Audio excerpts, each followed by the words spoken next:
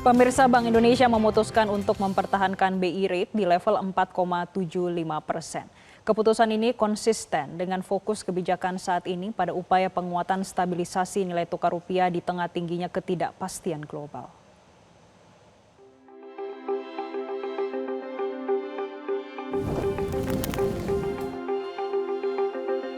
Rapat Dewan Gubernur Bank Indonesia pada 18 dan 19 Februari 2026 memutuskan untuk mempertahankan BI rate di level 4,75%, suku bunga deposit facility sebesar 3,75% dan suku bunga lending facility sebesar 5,50%. Keputusan ini konsisten dengan fokus kebijakan saat ini sebagai upaya penguatan stabilitas nilai tukar rupiah di tengah tetap tingginya ketidakpastian pasar keuangan global guna mendukung pencapaian sasaran inflasi 2026-2027 dan mendorong pertumbuhan ekonomi. Rapat Dewan Gubernur Bank Indonesia pada 18 dan 19 Februari 2026 memutuskan untuk mempertahankan BI rate sebesar 4,75%, suku bunga deposit facility sebesar 3,75%, dan suku bunga lending facility sebesar 5,50%.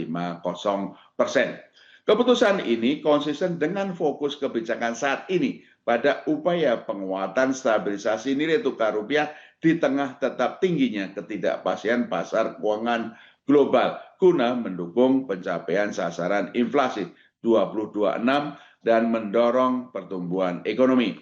Kedepan, Bank Indonesia akan terus memperkuat efektivitas transmisi pelonggaran kebijakan moneter dan kebijakan makrobudensial yang telah ditempuh selama ini dengan tetap mencermati ruang penurunan suku bunga BI rate lebih lanjut sejalan dengan perakiraan inflasi 2026-2027 yang terkendali rendah dalam sasaran 2,5 plus minus 1% dan upaya untuk turut mendorong pertumbuhan ekonomi yang lebih tinggi. Bank Indonesia tercatat telah mempertahankan suku bunga acuan BI rate di level 4,75% sejak September 2025.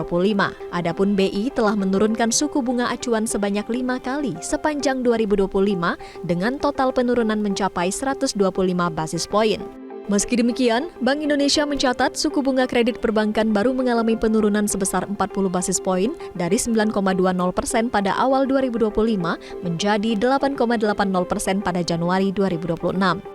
Gubernur Bank Indonesia Peri Warjio menekankan, ke depan upaya untuk menurunkan suku bunga dana dan kredit perbankan masih perlu terus ditingkatkan, antara lain dengan penguatan efektivitas transmisi dari pelonggaran kebijakan moneter. Harapannya, kebijakan tersebut dapat mendorong pertumbuhan kredit lebih tinggi guna mendukung pertumbuhan ekonomi yang berkelanjutan. Penurunan suku bunga dana tersebut juga perlu makin ditransmisikan ke penurunan suku bunga kredit perbankan yang baru turun 40 basis point dari 9,2% pada awal 25 menjadi sebesar 8,80% pada Januari 2026. Kedepan, upaya penurunan suku bunga dana dan kredit perbankan masih perlu terus ditingkatkan agar dapat mendorong pertumbuhan kredit lebih tinggi guna mendukung pertumbuhan ekonomi yang berkelanjutan. Secara keseluruhan, penurunan BI rate sebesar 125 basis poin selama tahun 2025 dan ekspansi likuiditas moneter BI telah berdampak terhadap penurunan berbagai jenis suku bunga. Suku bunga Indonesia sudah turun 211 basis poin sejak awal tahun 2025 menjadi 3,92% pada 18 Februari 2026. Suku bunga sekuritas rupiah Bank Indonesia atau SRBI untuk tenor 6, 9, dan 12 bulan telah turun masing-masing sebesar 225 basis poin, 227 basis poin, dan 223 basis poin sejak awal tahun 2025 menjadi sebesar 4,91%, 4,93%, dan 5,04% pada 13 Februari 2026.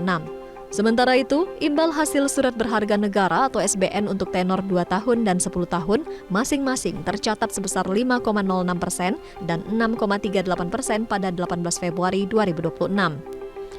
Suku bunga deposito 1 bulan baru turun sebesar 68 basis point dari 4,81% pada Januari 2025 menjadi 4,13% pada Januari 2026.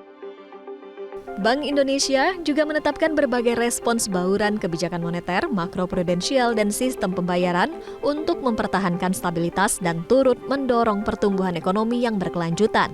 Di antaranya, penguatan strategi operasi moneter pro-market, penguatan strategi stabilisasi nilai tukar rupiah, hingga penguatan dan perluasan kerjasama internasional di area kebanksentralan. Kebijakan sistem pembayaran pun tetap diarahkan untuk mendorong pertumbuhan ekonomi melalui perluasan akseptasi pembayaran digital, penguatan struktur industri sistem pembayaran, dan daya tahan infrastruktur sistem pembayaran. Tidak hanya itu, sinergi kebijakan Bank Indonesia dengan pemerintah salah satunya melalui sinergi kebijakan bersama Komite Stabilitas Sistem Keuangan atau KSSK juga diperkuat untuk menjaga stabilitas dan mendorong pertumbuhan ekonomi sejalan dengan program Astacita pemerintah.